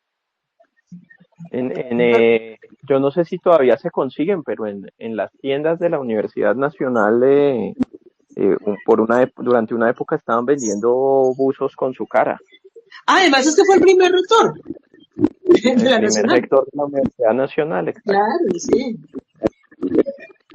Claro, ese es otro. Muy condimentada. Creo que te quería complementar algo. Sí, yo creo que si algo daría para hacer un documental o quizás una miniserie, sería precisamente hablar sobre la comisión coreográfica. Eso sí sería todo como una aventura. O sea, a mí me parece que todo esto, todo lo que escribió Alcísar, de peregrinación de Alfa, y lo que se hizo y los que participaron dentro de la comisión misma, yo creo que eso daría para un buen material audiovisual para hacer algo como tipo miniserie, porque de todas maneras eso fue toda una aventura. Eso Claro. fue increíble. Eso fue increíble, Felipe, pero no sé cómo es eso, o sea, cómo hacen si los colombianos dicen, no, hombre, que nos hagan una serie sobre la comisión coreográfica, ¿uno a quién le escribe o cómo se decide eso? No, pues como todo voluntad política, ¿no? Muchas veces lo que cuando ha surgido, digamos que es lo que hace en el caso proyectos especiales de RTBC, es porque hay lo mismo, una ley expedida por el Congreso, los artículos, le ordena a RTBC hacer un documental sobre Marco Fidel Suárez. En ese caso, pues hay un área de proyectos especiales, que como su nombre lo dice, se encarga pues de hacer distintos proyectos que la administración de turno pues le delegue, pero también se hace un listado de cuáles son esas leyes que hay que cumplir que hayan sido recientemente expedidas, ¿no? Entonces, a veces por la mismo tema de cómo funcionan muchas veces los trámites en general en el sector público, no tiene nada que ver con RTBC, sino en general en el sector público, eh, se tiende a demorar muchas veces el proceso, digamos que la caso que mejor conozco, que es el de Suárez, la ley habrá salido en 2021 porque era para conmemorar el centenario de su presidencia y más o menos a principios de 2023 fue que se estrenó el producto. La ley, digamos, de las sufragistas hace más o menos unos 6 meses se sancionó. El problema es que la autora es en este momento candidata presidencial, entonces pues eso es un poquito complicado ahí La autora de la de la ley. sí. Ah, porque es Pero, sobrina nieta de una de ellas, ¿no? Exacto, sí. Sí, pero una pregunta, no, o sea, sí. ¿no se pueden hacer series si no hay una ley de por medio? Deberían, sí, yo digo, y tanto el sector público como el privado, digamos, la película de Padilla es iniciativa ahorita con el Ministerio de Cultura y la Armada Nacional, por ejemplo. Pero sí deberían, yo digo, proyectos más amplios y más ambiciosos. Me encantaría una película sobre Juana Julia Guzmán, que le estamos nombrando ahorita, una película sobre Quintín Lame, aún con el riesgo de que Sí, donde menos va a gustar es en la izquierda si hacemos una investigación rigurosa del personaje. Pero bueno, bienvenidos sean. Una película sobre Gabriel Turbay me parecería también buenísima. Yo creo que es muy cinematográfico todo esto, pero además, sí, es verdad que es la forma para que le llegue quizás a más gente que está ya más habituada a esos formatos. Pero lo de la comisión coreográfica es súper Claro, fascinante, realmente. La vida de Codazzi, ahí está el libro sí, creo que es Pilar Lozano, la que escribió el libro, muy sí. bonito, sí creo que es ella, ¿no? sí, Nancy Muy Applebaum bonito. tiene un libro Parte también muy del bueno. libro sí. Y Lo Pilar mismo que López también tiene un artículo sobre la vida de Codazzi, Sí, hay muy, muy precioso. hay una cosa complementando lo que ustedes o lo que estábamos acabando de decir. Somos una sociedad que está mediada profundamente, gústenos o no, por lo visual. Y en ese sentido, yo digo también la industria audiovisual es un aliado importantísimo a la hora de reivindicar personajes, de reivindicar eventos, de construir también memoria alrededor de lo que una sociedad puede considerar relevante dentro de su pasado. La película, estimados señores, por hablar de un caso emblemático, yo sí siento Sí, que sí, permitió verdad. muchísimo poner el debate del movimiento sufragista. Hablando de otra cosa radicalmente distinta, pero también un evento histórico. Antes, y lo digo por experiencia propia, antes de que saliera la serie de Netflix del robo del siglo, era difícil que la gente creyera que el robo del Banco de la República de los billetes vallenatos fue algo que de verdad pasó, a pesar de ser un evento tan reciente en el tiempo. La gente no se acordaba que eso hubiera pasado. Claro, la memoria es muy corta. Y digamos, el evento revivió gracias a esa serie. De acuerdo. Sí. Y a propósito de lo que dice Bueno, Felipe, ¿mm? ¿me oyen? Sí. Sí, sino que Diana quería hablar, pero no sé, ya no se perdió. Aquí estoy. Me Así tienen está Diana. trasnochando. A ver, no, sí, por eso démosle la prioridad a Diana porque está por allá en Inglaterra y No, tiene igual que ir eso a no trabajar. acaba. Pero tengo una pregunta. De Manuel Saturo Valencia, ¿no hay todavía ninguna producción audiovisual, una película, una serie? Hay un argumental que hizo Telepacífico. Claro, obviando su militancia conservadora y sus ideas políticas y más alimentando el mito de que le tenían envidia porque se novió con una mujer de la élite.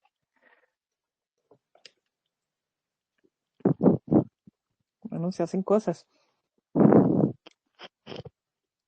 Y alguien más quería decir algo y ya creo que tiene 47, ya vamos a ir cerrando, pero no sé, es que no logro ver bien quién es la persona que estaba, no sé si era David o si era Samuel. Iba a decir solo una cosa de de la alusión de Felipe a Manuel Quintín Lame. Quizás sea el personaje que más veces estuvo en la cárcel y el que más años acumuló. Es decir, en ese sentido es una suerte muy parecida a la de Antonio Nariño, después de que lo mantuvieron en la cárcel, pues de que lo capturaron y lo trasladaron a Cádiz, de donde se voló, después de haber traducido la Declaración de los Derechos del Hombre.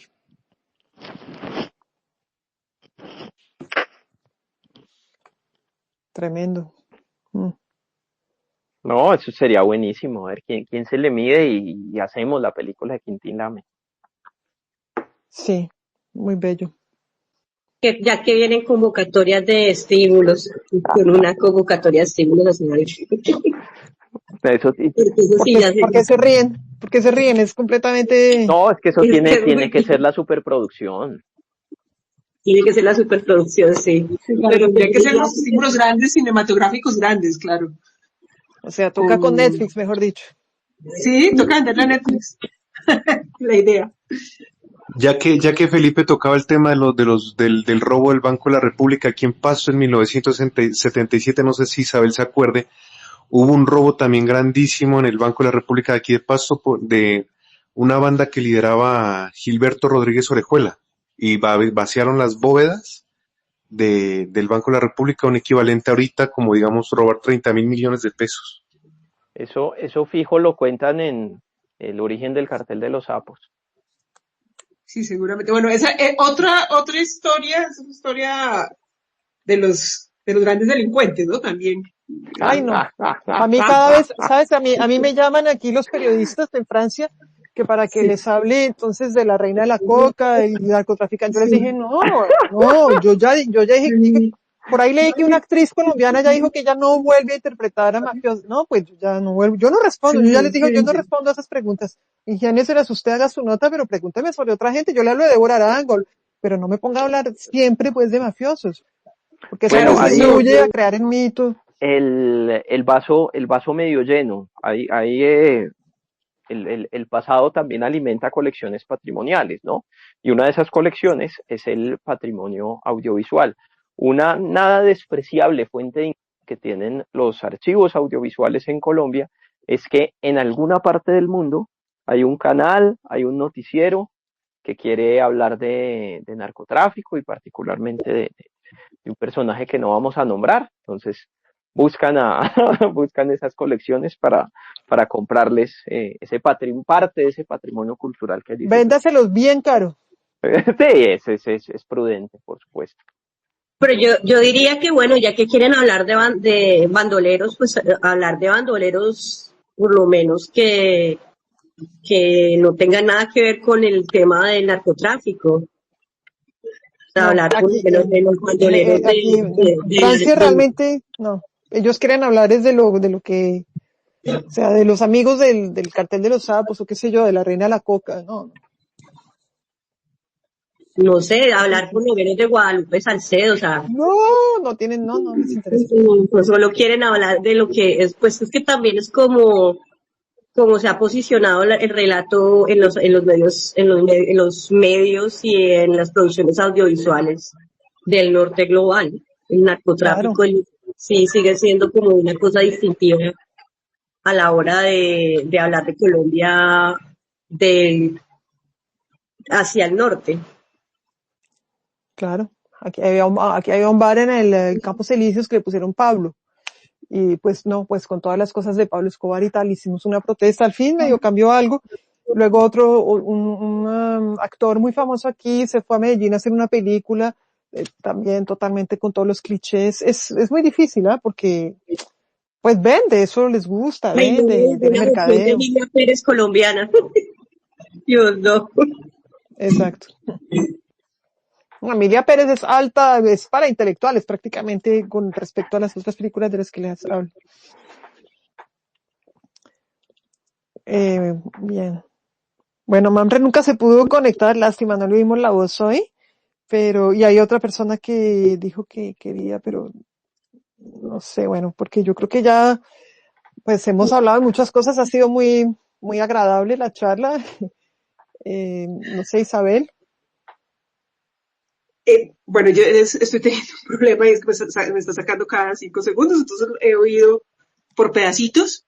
Pero bueno, ha sido muy agradable como este formato que hemos usado y demás, más intercambio. Y pues todas las contribuciones, tanto de los que han hablado ahora como los que han interactuado con nosotros, han interactuado en X. Hay bueno, hay muchísimos otros personajes que nos han dado.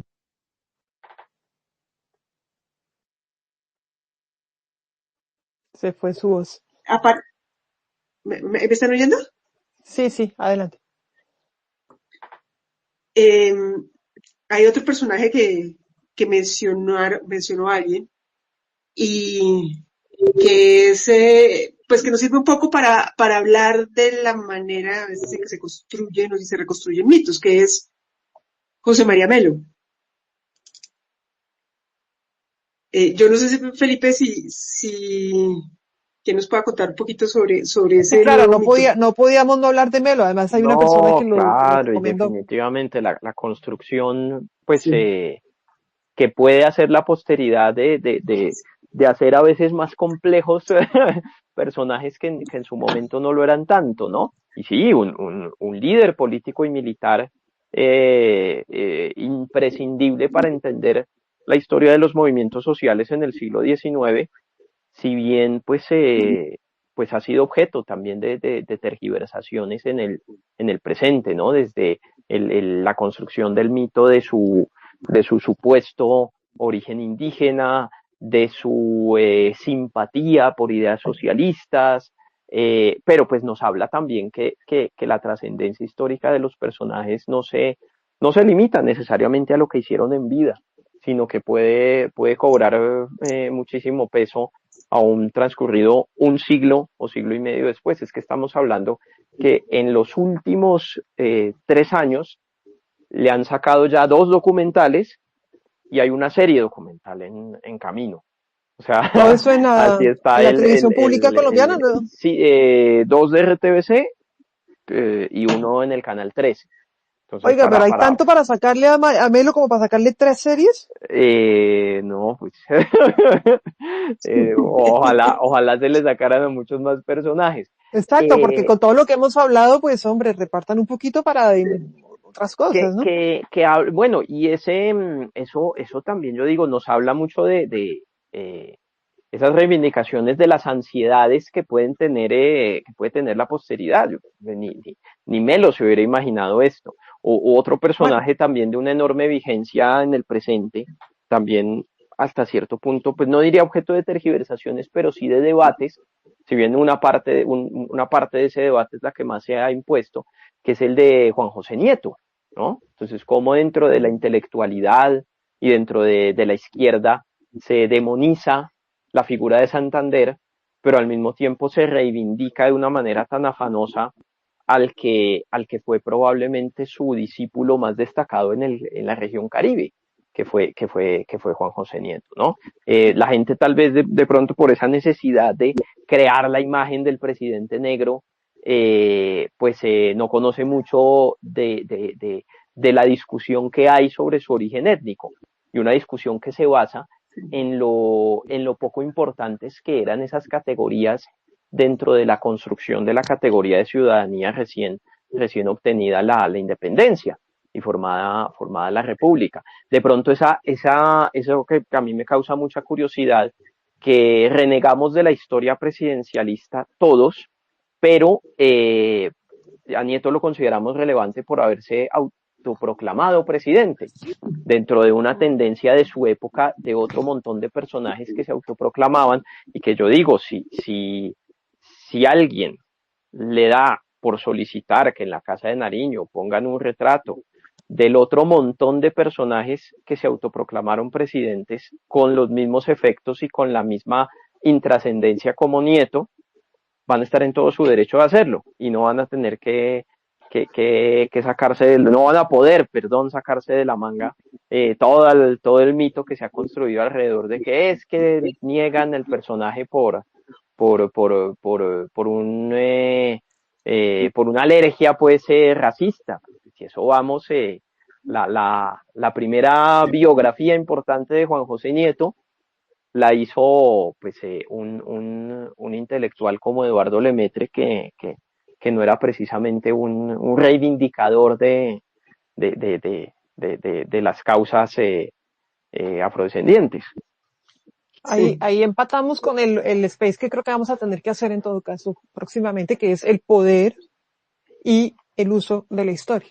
Porque evidentemente los documentales sobre Melo, pues si no los hubieran hecho, si Petro no estuviera empecinado en que se hicieran estos asuntos.